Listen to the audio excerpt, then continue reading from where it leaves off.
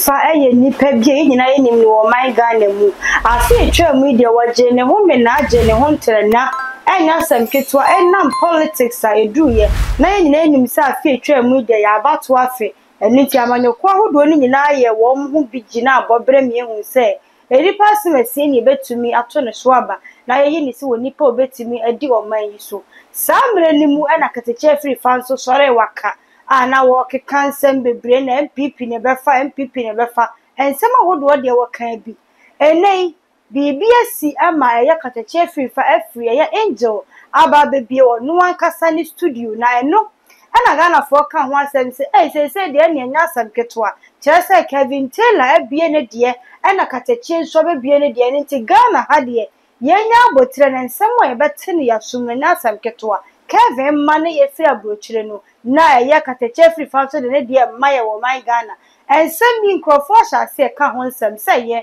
say ne mensa kada gold e wo ha yare no ebekọ ensem no mu na asa na ye kọ no na me kai wo say aha etu ma DH so mesel afi na oni me di ahia obe subscribe ya like share video no e di ama me no abo bell no se be ya upload bia toma wo benya bia hwe na wonso anya bi atie Prophet Dr. Bednego number na so the screen ase freno na omo e ma wo brabo no entim ensipi na ensita e wo ya brabo we mu me kai wo say just so hima na me just wo kame ho na ya mada gold akwa ba ne mfa nkomo no enso so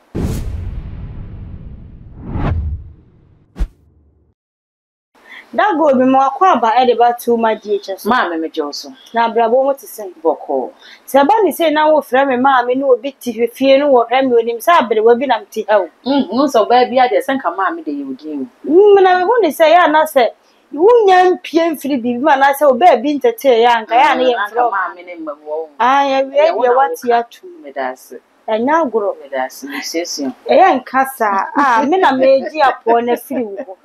eya samu wo hwe Kevin Taylor yenim say obi o very controversial wo man yi do woni ha but ade a obeka fa Ghana ho ana say niam o keka fa man yi wo no eya na no odin pa esa say wo no ankasa establishing ho woni fie and say bedroom o say kitchen wo no ankasa ye ni studio a wo kasa Ghana te ebra eye katache free fan so ye beto abe na ne ho nya na kura wa man yi mu na so say sas wa we reserve time is it because say o man no anko said de no wo pe no enti ne ba ne sana yo ma me de so na me fa sa kwa we so nchia watifo no wahwefo na ubisa asem say is it because say na aman no anase abana yeto ye no anko se ne open no obviously obi abeka say yes because he ni obi okete FIFA ogina any se ne wo ye ne ho abra ne ye campaign no wo yi ne nimmo bi ehu say oye NPP ni ene ensem a okeka ye edigu ye mampeni ne waba bi adi mahama so enti no obviously abano koda ne ye na obi e hwe kwan say okatachi de ne beto ne de ne be na yete kra say gafo bi kra kobo ni bebi oye adwuma na ye Angel FM say wo mo kwa ko peno de mo sakra keka na ne ade eni nti say ya ante ne nka na wakwa koye reserved a yes na te wo say koba no because bi nso ye say oba che adwa no ye no yi bia na wakwa reserved no na wo boaboa ne ho kosisi yeti say waba be resign e wo Angel no pe bi mu kra che say ase ye be bo mo agya na de ne wa agya na ye say onu a be for say o ye yi na de ne de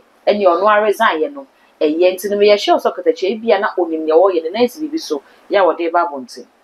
ne nice bibi so ne de me no be ya adwene san say bra wo free Angel no na nipa bi hu ne say bia de wo mo be ye no enhye dan fama no eni ade ye wo ha me hu ne say wa establish one one studio e wo fie na wo hwe studio na wa establish no is it going to do Ghanaians more good than harm say amanyo sem no kwasem na zane journalist for ni bi ye na nti no untimi predict say nipa so mesi adwuma wo ye ebeye more good to Ghanaians than harm and say bibi sa because ye ni okatache se ni okana nsem si fa kan sem ni bum bum bum bum a wo hwe dachi eti sa akukudro no sa charisma ne de e wo ho e na wo suro bone oka bone anim se ne yete e na oyo bi so a won fa ho se wo ye NPP ni se wo ye NPP ni na wo ye ade na enya obeka church ade na wo ye no enye ne wo ye enya de fufuro because o free happy no na ade a wo ye no Facebook na no friend for the reports na wo ye ne or de kyerɛ ne amban no ɛyɛ ɛne ne ɔmo yɛ a ɛnyɛ ne opposition party no that time na ndc opposition no na ɔmo so ɔmo yɛ no tell us Ghana for to aba no ɛde mo ɔmo na so fofi anto ata Ghana for na to aba de ama ndc for enti sɛ wasan asset up new studio the differences as a way no ayɛ kɛse ɛkyɛn sɛ ne na first na wɔyɛ no ɛna as a way ne enti asama Ghana for ɛma no attention is because of Kelvin Taylor sɛ ne enim sɛ Kelvin Taylor ɛyɛ ne deɛ no wɔ America na wɔde ba Ghana na sɛ ne ɔka sɛ oni Ghana ha na so ne nsɛm bi a ɔka no bedru Ghana ha ɛyɛ bom ɛyɛ he timi kan nsɛm no kwa ma oni katakye fifa kɔ ntem na sɛ beef bu wɔ ntem ɛno ntina sɛ Ghana for ɛhwɛ kwan sɛ ɛyɛ iga sɛ ɛne deɛ no katakye de ba because katakye na enim no sɛ ne ɔyɛ ne adwuma obi kro hye obi kra ase krampo ne hu sɛ ne ɔyɛ adwuma na wei akwakwɔ sɛ ɔno na establish no ho a ɔno na etua no ɔno ho ka ɔno ayɛ ne own boss obi a ma ne instructions bi ama ne ndi so ye nya call from order from above sɛ ne ka to katakye sɛ ne nsɛm no ɔka yɛ no ɔntwen san ɔmpatch ɔne ade ebi mba nti ne wei de ɛbɛgye sɛ ɛbɛyɛ hit ɔbɛfa ya sɛ ne enim no ɔbɛyɛ adwuma no sɛ ne nti no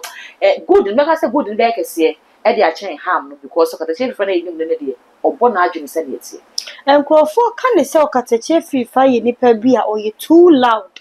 na sɛ yɛba ne nsɛmtwerɛfoɔ nso sɛdeɛ yɛsi adwuma yɛ sɛ ne yɛsi yɛ adwuma yi a nsɛmtwerɛni bi a nyɛ loud do but ɛba ne sɛ wɔkasa yɛ adwuma deɛ a ɔkasa ɛno nti ne sɛdeɛ nkurɔfoɔ ka ne sɛ ɔyɛ too loud no na sɛ ɔno akɔ bie ne studio sɛdeɛ woka yɛ ɔngye ɔda bia mfiri baabi asɛm wɔpɛ so wɔka no wɔka wogye di sɛ ɔno abie n'adwuma set up ɔno ankasa industry na sɛ ɔno ankasa ɛmfa ne sɛ ne environment a ɔno ɛbɛyɛ adwuma ɛwɔ hɔ nom sɛ ba ne sɛ ɔkɔ employ wɔ bi ɛba adwuma ne mu a obetumi akyerɛ nipa ne sɛ deɛ woyɛ yɛ nyegyan anaasɛ ade a woyɛ deɛ sɛbi ɛde nsuanso bɔne ne bɛbrɛ wana the okatakye that we know no can do it obetumi ahwɛ w'anim sɛ wɔɔkye obetumi ateno o kwache o ko bebia won say okatakye betimi akacho because say me kan no okatakye emfa ho say oye NPP ni no NPP fo ade omo ye ni bia okatakye ka kire wo abra not angel so obo wo mochi ye hu ni oye galamsey abra ye so galamsey ku onu akasa ti sinwram ekokọche China fo bi kra na Ghana ha de asem ne ba ahyase na ye he ya fe ma was secretary sam hu bebi e be kwa akosi but say ne okatakye e di ne dwuma no meji de sese obi e be hye nase na sɛ nipa no ɛyɛ adwuma na adwuma no ɛkyia sɛ ne ɛwɔ sɛ ɔkɔ no na ɔkatakye betimi atenete na de ba ko a ɛyɛ na sɛ asama media no ɛnya akɔnɔ no ɛyɛ atani na abamu no kwasɛm no sɛ ya na wo mote hɔ ne titiri no sɛ wei a akwakwɔ yɛ ɔno ane dia ya ɛhyɛ bi anim sɛ ne bɛkae no ɛne asɛm no sɛ ne ɔpɛni bia no bɛka no yɛhwɛ ɛbra pɛni Kelvin Taylor ɔka asɛm no me de bia me sɛ tan asɛm ɛntan nipa enti sɛ obi ayɛ adeɛ na ɔmpa and taking the panic credibility and the personality as someone and nipa na ade na nipa na ye no ka o ka Ghana fo no ni asem but as say no wo a omo social media no so omo a say yes podcast ni ade no omo attacking nipa personality wutimi de nanim dua ne ti ne body baby ne parts baby na wo de na tem wutimi ka tra omo yere no ene omo mani nyina eno no ena ya na enye because se ne nim ye media no empenifo mu di kan ne ye hwe omo ye ma me different mu kwa me se fa kan mo hye ase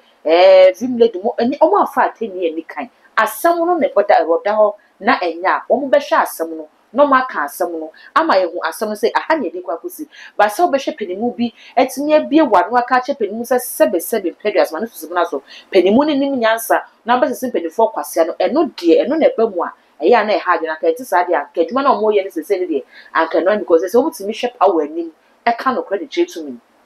so omo hwe power anim ka no credit to me dia na okatakye free fan studio na wa set up no ni future pa anything okay obi ye adwuma obepre se obekọ nanim wo ba ko abepre ba ko aka ho akomienu menim ne tiri menim na adwene mu eti se mintimi nka sese ni se but me baby ameti na me hwe de a obepese be ye kese obepese ebe nya impact ni titiru ewo man Ghana so ni titiru ewo emabu no so enu nti ade bi obeye ma no no ase se ono establish no no bia na we na ekwakoye se social media nko a ena obenya no bia na ne botan se be kaka na akwakoye traditional media bia TV a obehu no ho wo scan udi code a obenya no wo so bia sa vision ni si na so enti no washa ase kakra nti de se afi na waba yen hwe ne nsam no se ne obekọ ne beebi ya odi adwuma no ekọ akosi na okatachi se ne di kankan no ye mu bia ye nim no ye follow ne ye tin se ne oka ne nsam no ye wogide se odi adwuma ne bekọ beebi a obetimi asset standard bi that good okatachi personality no such a leader no otimi di domanimu ana because you say when nipa bi wo hono mu a ontimi di domanim onye leader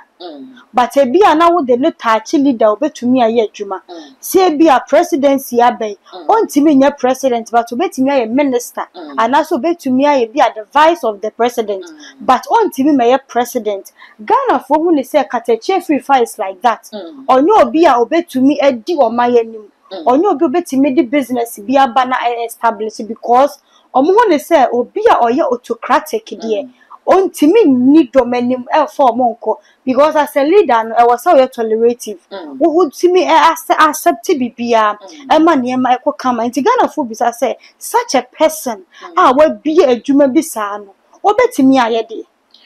mame so relative ya kan no ne ene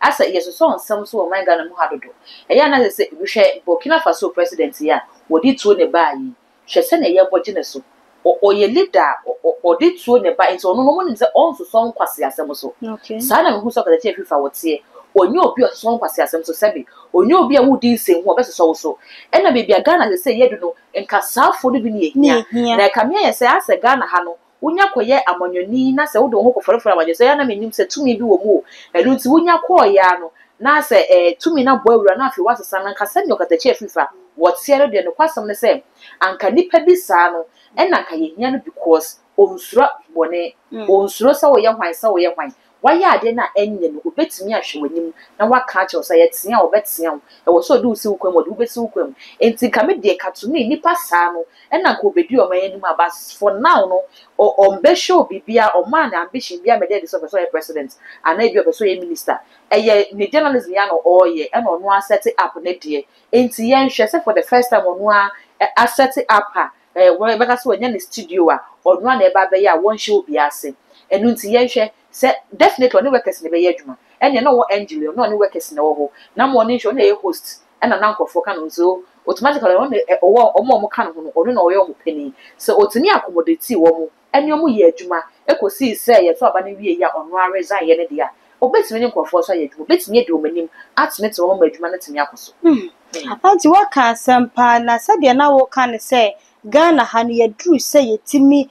kasa niema bi hu niema nipa bi hu ne sa de a wo ye enye ani ese nka generation ayawuram na sa na ekono na adenti na ya na ya sa akoba betwa se youth ni mu ade ene ade o man we mu se youth kasa na o kana dwene a yese o mu ade enti se yehia saafo ni bidia ani ese nka no ne se eno an de youth fo ni ye enti di enti ne sa so babbo youth na ti se o mu ade mami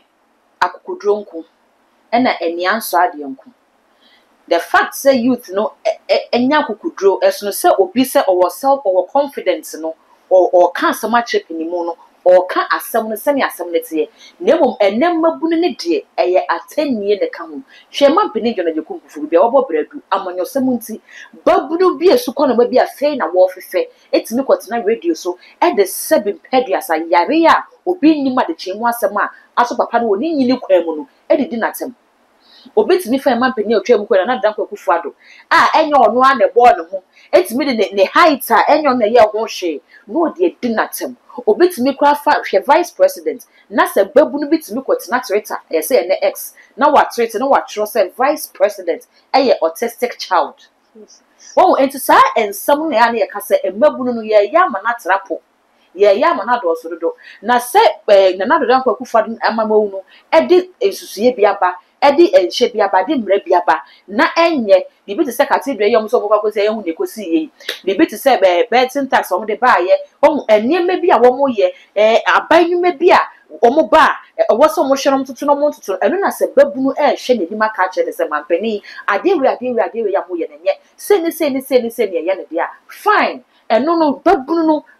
bo empelifo ni Kenya omo bo mo hye omo mo hu ne also they are putting them on their toes but then yes I will catch camera see wanim na wafa panimu bia besi ho na waje ne free suru kosi fom aye ne yere aye ne ma baby a wobobra na duru kwa bia na wo so wonu sare na ye condemn say enye sa na wo se mabunu ne ye baby aye du no meka say ze mpanifu nyina ya so mahwe mahama wabapen ye man pen his excellency wabapen nana do danko akufado why na dwuma bi on sign na bi Dr. Muhammad Bawumia wabapen on nana do ne baaye enti ye hu ne obeyeye enti se wo sa ba bie mu kra ye obetumi aye ni ye hu ni nyina kra at least 50% bi die ye nim say no beye no enti se sa mpanifu ni na ya try wo mu enti kebra so se wo se Ghana mabunu no wo mo ka wo hu bom ye me de se ministers ya mampeni John Dramani Mahama wo yi John Dumelo as deputy agric minister e de na ka ho eye oya branch mu wo yi mujamo no ye hwe okudeto ablakwa omo nyina ye mujamo no ye nim ye omo ye WDC mu enti afa ne bra so se nka Ghana fo mabunu enka wo mo no mo nya eteni omo didi penefo all in the name of politics na se ne omo pese wo man ne ye na penefo ne nyema wo no omo nkeka wo muhumbum na sa wo gya na omo de bu penefo nso didi o mata no mo fa sa wo gya na nye enkenya ma omo na ko mo hweso mo aka sentiment ji o man no enkusi baby a na edia na brantie ni hu ya was a vice president a autistic child enwanwa eno de na se watra boda o na make us ensem ni bu o ha ma me no kwasam se oti a eya asefin woti se na ya na me se de bia maso mi sa senti se wo ko social media na wo hu kwale gina ho wo mom de camera si wo manim di mpanifu atem hwe vice president ne Bawumia ne yere second lady hwe se ne ma metie obi timi be gina ko fa camera di na tem all in the name of politics se nipa ne gina wanimu a ka betimi akasa asem na chena na ana se nipa so ko yo ma mi adamfu nuampo a ka betimi akasa asem no de achena na da bi enu nti me de bia me se atenie de enye nra enye ne enye wochena nso eti se abanda da bi fa penso baburu bi de atemu na enya aban fufuro we baburu di atemu a enye aban fufuro be sesen beba no sa na baburu so di atemu mu a enye na mmom sabada da na penso baburu bi e ka asem bi a na eye na o ma hwa aban fufuro we so baburu no o ka asem na se ya eye atenie ni de enye ade wo se so enye sa e be time bomb de ama Ghana kakra se bola so dia no fe sa na bom eno mu na ya na Ghana for ka say na ya na afi Jerry wo sat and the time no untimi nkwatena radio so ni atemu wie sori nkufi eno tina wo kasa be study sa freedom of speech na de be share ho eno ne ye ne enna mo bia sora na o ka me pe de check ni mo bia that good one my ya sumo bia ma ya dwene bia ma ne ma bi na ye ha ne de ye nkomo no esi ebere no nti ebesa ato ye nsafrew ne esa no watena semwe ya so ne ehunu ba bia o man no ye pese eni suade hunu kogusa se Ghana ye wo YouTube as ye ka ye ho abomu a within a twinkle of an eye ye betumi asesa ne ma bebere wo man yi mu eno nti ye sorry su na wo de futuo ma maburu no na ye kateche free fa ni studio no so establish ye hwe nim so de ne papa bebere ye ne ma bebere ne ye hwe nim se betumi free safo ye chi e de abentidi na ka edi ache wo man yo himane mi kan de atwato ni nyina ne se ne o kan Ghana ha mabunu wa ha mojamu no wa ha wo betimi aye o man ni yie enti wo munyai atenie no na time no mo spend dia edi atem no omo nkeka wo muhummu omo fan create bibi na omo fan sorry enfanje o man Ghana si wo send omo peno no because empenifu ya try wo nyina ye bra penny o ka the free fans wa ba na se mana kwa aba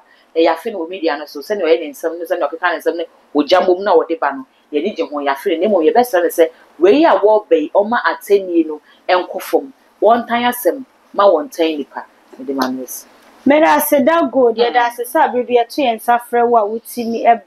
ebe kan ye ho alofo no ma ha na brema akwan ye de ye nkomo twetwe nyina no asi ye da so hema and I'm just what too much all the social media platforms so macro